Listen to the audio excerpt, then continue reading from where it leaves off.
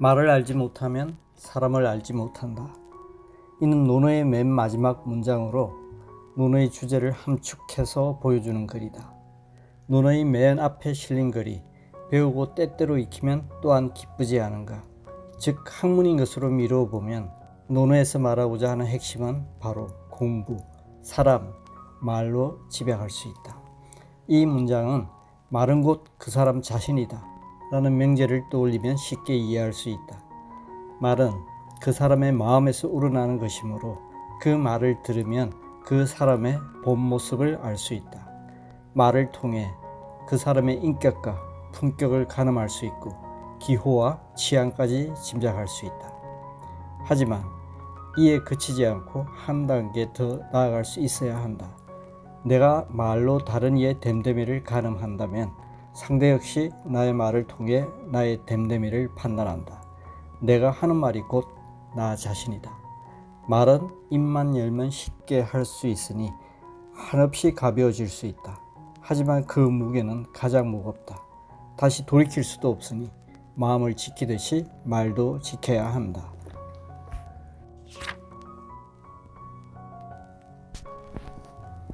맹자는 치열한 전쟁의 시대에 직접 왕들을 만나 사랑과 평화의 통치를 설득했다. 양해왕도 그중 한 사람이다. 양해왕이 맹자에게 자신은 이웃나라보다 백성을 더 잘 보살피는데 왜 백성이 이웃나라보다 더 늘어나지 않느냐 물었다. 그러자 맹자가 전쟁에 비유해 다음처럼 말해준다. 전쟁에서 50보 도망한 자가 100보 도망한 자를 비웃을 수 없듯이 제대로 왕도 정치를 베풀지 못한다면 다른 나라보다 조금 낫다고 해도 자랑할 만한 것이 못 된다는 뜻이다. 사람들은 흔히 주위에 자주 접하는 사람들과 자신을 비교하며 평균에 안주하려고 한다.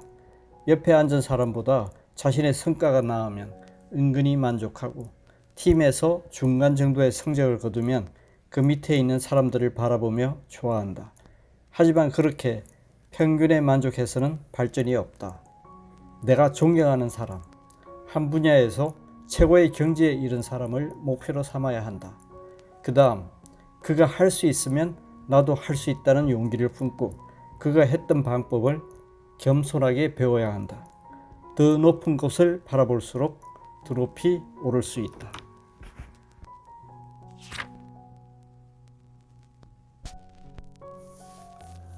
비록 작은 일이라고 해도 하지 않으면 이루어지지 않고 자식이 아무리 총명해도 가르치지 않으면 현명해질 수 없다. 장자가 실천적 교육을 강조하며 했던 말이다. 아무리 뛰어난 사람이라고 해도 게으름을 이길 수는 없다. 게을러서 일하지 않으면 어떤 일도 이룰 수 없기 때문이다. 자식을 가르치는 일도 마찬가지다.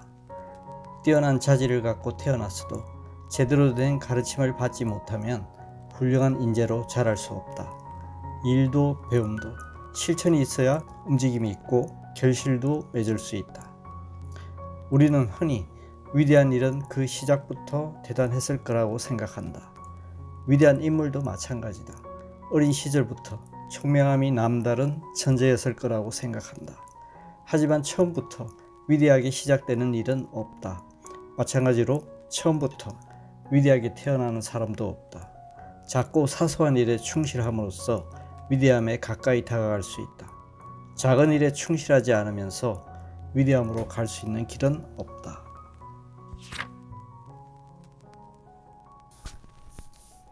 사람의 마음을 사로잡기 위해서는 그 사람과 같이 느껴야 한다.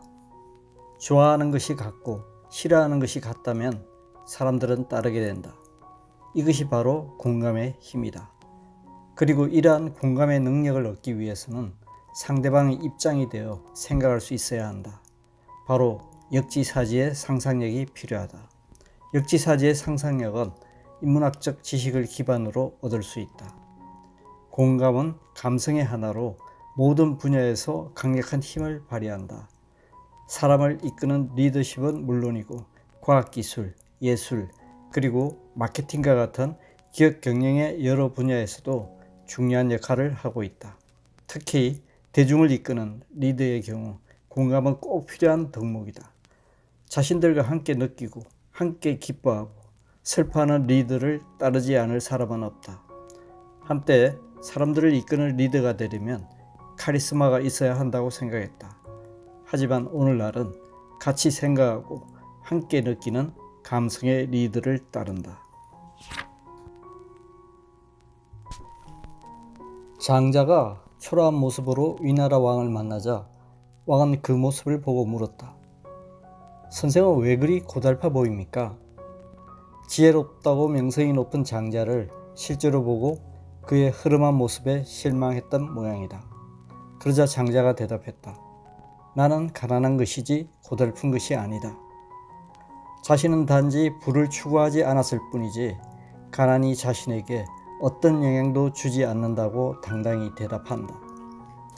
가난은 누구에게나 현실적인 어려움을 주지만 그것이 그 사람의 가치를 결정짓지는 않는다. 부자라고 해서 훌륭한 사람인 것은 아니고 가난하다고 해서 인격이 모자라지도 않다. 오직 부라는 기준으로 사람을 판단하는 사람들의 안목이 잘못된 것이다. 위대한 인물들은 대부분 가난을 이겨내고 큰 일을 이루었다. 그들을 보면 가난이 문제가 아니라 가난을 이겨내지 못하는 마음이 문제임을 알 수 있다. 지금 가난하다면 반드시 지켜야 할 것은 자존감이다. 그리고 가난을 곧 이겨낼 수 있다는 확신이다.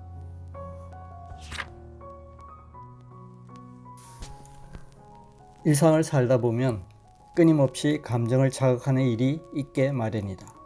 그리고 그런 일을 만드는 사람도 있다. 사람과의 관계가 언제나 좋을 수는 없기에 마음을 흔들고 마음을 잃어버리게 만드는 일들이 생긴다. 얘기에 있는 칠정, 희로 애구 애오역, 기쁘고 화나고 슬프고 두렵고 미워하고 싫어하고 욕망하는 감정 때문에 많은 사람이 어려움을 겪는다. 감정을 다스리지 못하고 발산해 큰 곤란을 겪기도 하고 감정을 묵혀두어 마음의 병을 얻기도 한다.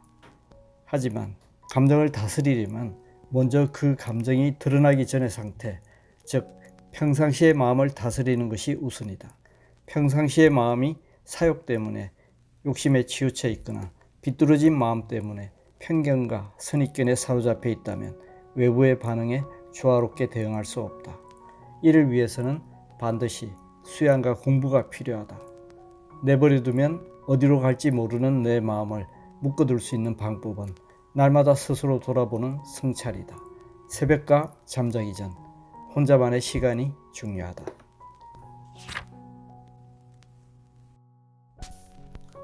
잘못이나 실수는 누구나 저지를 수 있다. 아무리 완벽한 사람이라도 실수를 저지른다. 심지어 실패를 많이 경험한 사람일수록 더 큰 인물이 된다고도 한다. 하지만 실수와 실패를 어떻게 대하는지에 따라서 사람은 구분된다. 뛰어난 사람은 자신의 잘못을 인정하고 고쳐나간다. 실패를 발전의 계기로 삼아 더 크게 도약한다. 하지만 어떤 사람들은 자기 실패를 인정하지 않고 합리화한다. 변명에 급급하다. 오히려 잘못을 지적하는 사람에게 화를 내기도 한다. 이런 사람은 발전이 없다. 잘못을 했을 때는 당당히 인정하고 즉시 고쳐야 한다. 중요한 것은 같은 잘못을 두 번 거듭하지 않는 것이다. 같은 실수를 되풀이하는 하는 것은 지난번 실수에서 아무것도 얻지 못했음을 뜻한다. 다산의 여유당 전서에는 이렇게 실려 있다.